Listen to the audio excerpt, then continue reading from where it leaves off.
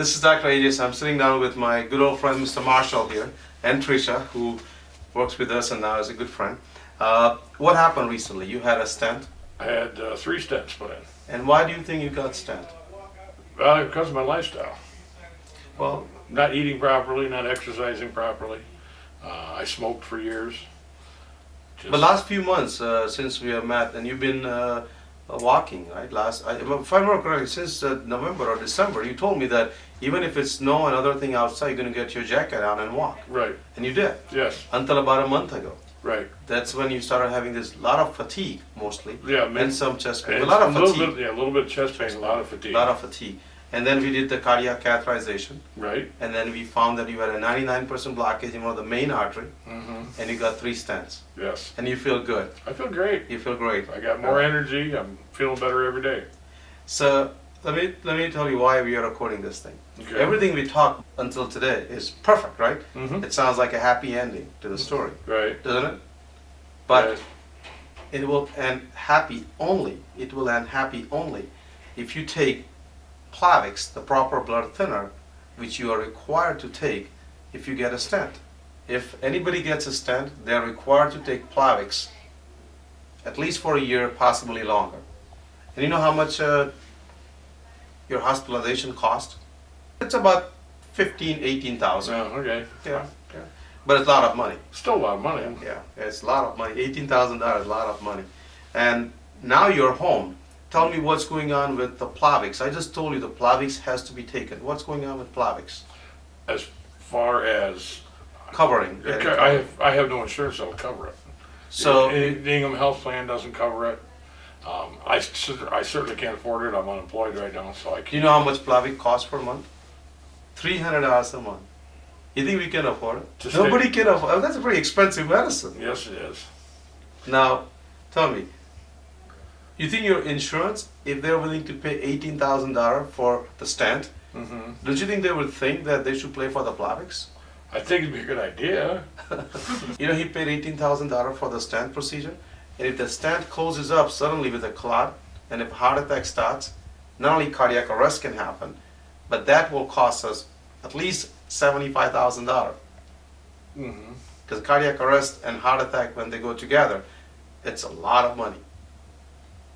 Which, yeah, and that's just it. Why shouldn't they pay for pay for the preventative rather than the surgery? So what can we do then? Figure out how we can get them to pay for it. So one, insurance companies should understand that this is an important medicine. 2, what else can we do? Well, that's the insurance companies.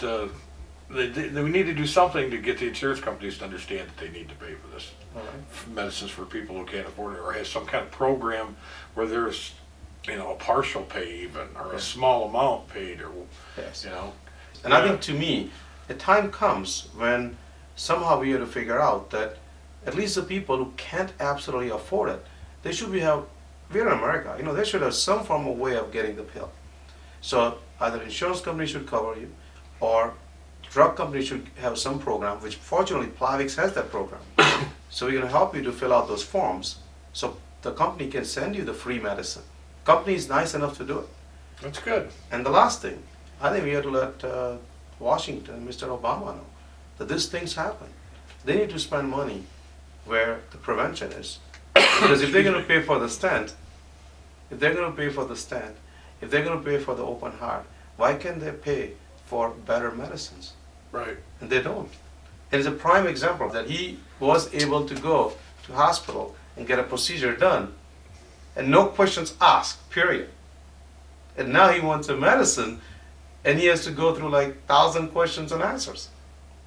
I mean, it's just an opposite feeling, right? Well, it's like insulin for diabetics. I go through that too. They'll pay for the insulin, but they won't pay for the syringes that you got to have to put in. But the cough part, he is on medicine which can cause cough. And the cough is a simple cough, it doesn't hurt you. But what happens, the medicine you're on is $4 a month, and your insurance covers it. Mhm. If I give you medicine which has the same benefits but no cough, it costs $70. Mhm. So this gentleman has agreed to live with a cough, so he doesn't have to pay the high cost, so at least he can put a food on the table. Exactly. So tell me about the cough one more time. It's just it's irritating as hell is what it is. I mean, it just every now and then it's like you got to clear your throat. It's just got like something's caught there. You got a hair or whatever, and then you got to cough and get it out. But what she said, it's the price you got to pay. To stay well and also prevent high cost of the other medications. And being diabetic, you need that medicine to protect your kidneys. Right. So when I talk to you about it. So I think from my standpoint, you're doing great. Keep exercising, keep losing weight. Your sugars are getting better. Your whole attitude is significantly, just you said yourself. Yeah, I feel better. You feel better. And It's then, amazing what a little blood flow will do. Yeah, yeah. So I will see you in 6 months. Okay, cool. Works for me. Thank you. Yeah.